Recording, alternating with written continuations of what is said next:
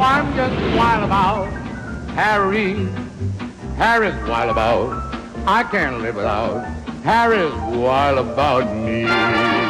Did you know there are about 4 dozen Harry Potters listed in phone books across the United States? And with throngs of Harry Potter fans popping up at look-alike contests, it had us asking, will the real Harry Potter please stand up? Good morning, Harry Potter speaking. Is this guy kidding? Can I see your ID? It's true. Harry Potter. It wasn't exactly Hogwarts, but we did find a real Harry Potter at Hope High School in Providence, Rhode Island, where Mr. Potter is the principal. Come on, guys, let's go. Homeroom. I like to chase people around the school. Seems like Mr. Potter be flying around brooms the way he be chasing people around the school. Fortunately, Harry's got a sense of humor about all this, which comes in handy when something as routine as ordering a pizza. My name is Harry Potter, like the book. It really is. Or using a credit card becomes a spectacle. Oh, Tom, come here a minute. Look who I'm waiting on. Some days you must want to say, yeah, ha, ha, ha. That's right, I'm Harry Potter, ha, ha. No, not really. I sort of like it. I sort of flow with it. It's actually a break from the high school. High school work is tough work. I haven't gotten sick of it yet. Good luck. With 3 more books waiting to be published and a movie bearing his name, it looks like Harry Potter's 15 minutes of fame won't be up for a while. I'm just wild about Harry. Still to come, our exclusive primetime interview with the boy who would be Harry Potter, and a clip from the movie never before seen on television, when Harry Potter Behind the Magic continues.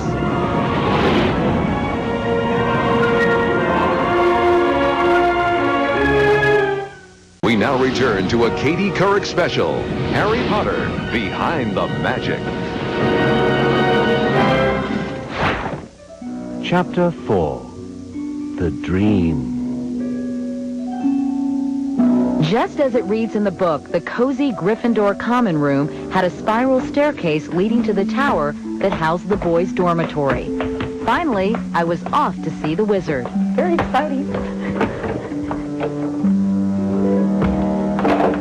Ah, this is your dorm room, right? Yep. And you must be Harry. Yeah. Hi, Harry. How are you? It's very nice to meet you. Very nice to meet you, a.k.a. Dan Radcliffe. Do you all sometimes call each other Ron and Harry instead of Rupert and Dan? Yeah. Yeah? Call it the ultimate game of make-believe. A pair of wide-eyed young boys getting to run around in a $125 million playground. And come next weekend, the whole world will know them as Ron and Harry. Have you ever thought about the fact that you were leading a fairly conventional life up until age 11, and like Harry, all of a sudden your life completely changed? A lot of people say that, but it's actually, my life has hardly changed at all. The only difference is I go to school here instead of where I normally go to school. Are you worried that your life is going to change even more once this movie comes out? I mean, you're going to be recognized. Your face is going to be on lunch boxes all over Europe. Your name might become a household name. Does that concern you? No, really, I think it'll be really good fun. Yeah, not at all, in fact. Just enjoy it. The search for the boy who would be Harry Potter began almost 2 years ago as director Chris Columbus scoured the Muggle universe for a complete unknown to play the wondrous wizard. I said, we have to find a new face. They have to believe it's Harry Potter. And you have to step here to say checkmate. Columbus says he warded off pressure from studio execs who had hoped to attach a familiar face and a bankable star to the project. Haley Joel Osment was the hot favorite, but Columbus was adamant Harry had to be British. Finally, after a casting call of thousands failed to turn anyone into Harry Potter, the casting director was ready to turn in her wand. And finally, she was frustrated. She said, I don't know what you want. I don't know what you want. I said, you know what I want? And the cassette, I said, this is what I want. Here he is. The tape Columbus had seen was a BBC adaptation of Charles Dickens' classic, David Copperfield. Copperfield? Featuring Daniel Radcliffe. This is the kid I want. She goes, well, you're never going to get him. That was because Radcliffe's parents, one a talent agent and the other a casting director, were reluctant to allow their son to accept a role they knew would instantly make him one of the most famous little boys in the world. To Columbus, it was both frustrating and refreshing. One thing I learned after dealing with child actors was cast the parents as well. And I realized when I met Dan's parents that they were so focused on being great parents. And I knew that Dan would come through this okay. Finally, just 2 months before shooting was to begin, the Radcliffes agreed and negotiated. While Daniel's reportedly making close to $300,000 for the first movie, it's been speculated he'll rake in close to $15 million if the sequels are successful. Mr. Harry Potter wishes to make a withdrawal. But like most 11-year-olds, Daniel Radcliffe is counting his blessings, not his money. Where were you and how did you react when you got the news? I was in the bath, and my mum was just sitting there talking to me. And then my dad rushed in and told me I had the part. And then there were kind of two reactions. The first one was I just sat there and started to cry because I was so happy. And then the second one was that night, I woke up in the middle of the night, ran into my parents' room at 2 a.m. and asked them if it was a dream. And they were, no, it's not a dream, go back to bed, it's 2 a.m., go. Like so many kids BH, before Harry, Daniel was not an avid reader. I just found reading quite hard. I couldn't do it, I just found it very hard to read. And then along came Harry Potter. I got the part and I read them all the Harry Potter books over again. Loved them, and they've really helped me to branch off onto other books. They've really helped me to get into reading. Set and action! Daniel echoes his director's assurances that the movie has stayed faithful to the beloved book, right down to Harry's owl pal and personal messenger, Hedwig. Oh, voila, and here he is. Very typical. As we toured the set of Harry's dorm, complete with those 5 4-poster beds with deep red velvet curtains, we played a game of show and tell any Harry Potter fan would die for.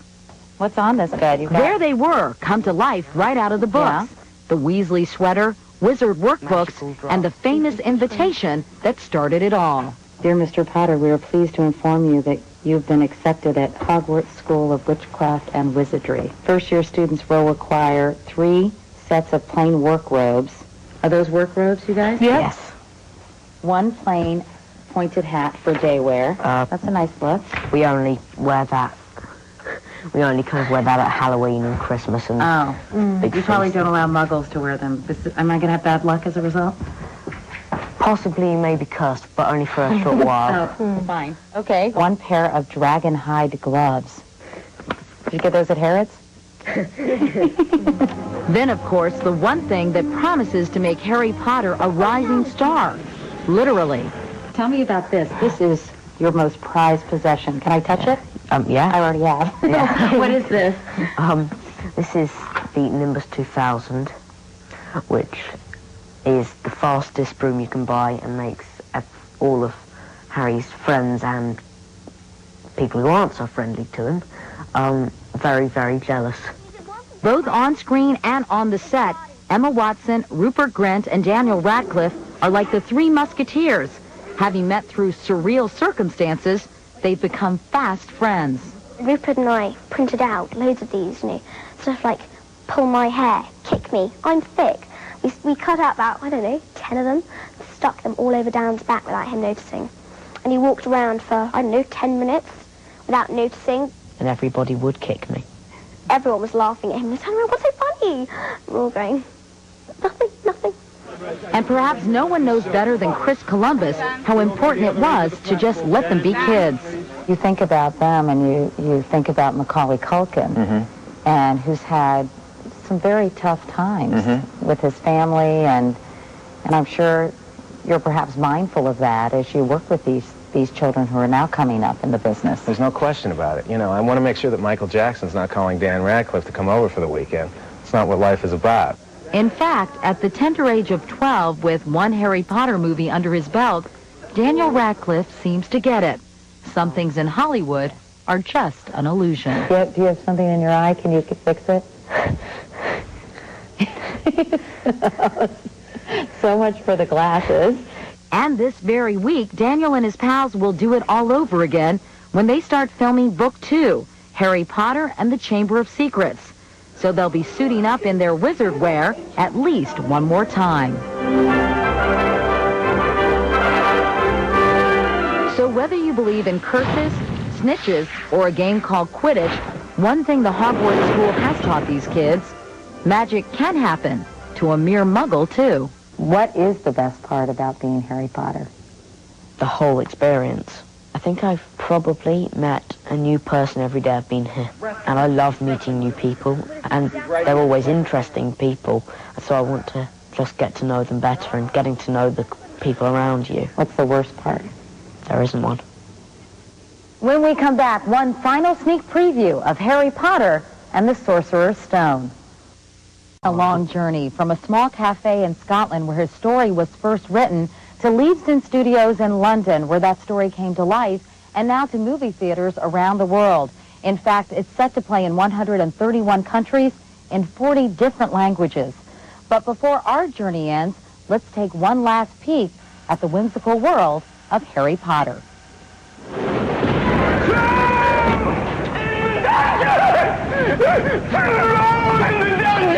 Now that's something you don't hear every day.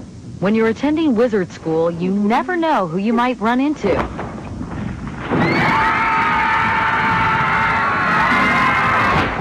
This is where Hermione meets a big boy in the little girl's room, one of Hogwarts' less appealing residents, a troll.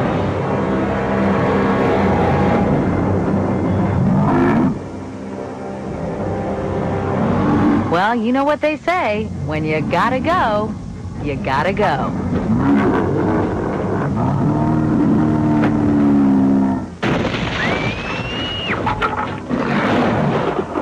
And now it's time for us to go. And see, through the magic of television, I made it safely to Hogwarts and back in under 1 hour, without a broom. Not bad for a muggle. I'm Katie Couric. Good night. Sir? Sir? Excuse me, sir. Can I interrupt your phone call? I guess not. Sir, can I ask you a quick question? Excuse me? Well, you're not very helpful. Aren't you a policeman? Hello? Ed, deal with this lady a minute. Ask you a quick question. Wait. Do you know where platform 9 3/4 is? Friendly, aren't they?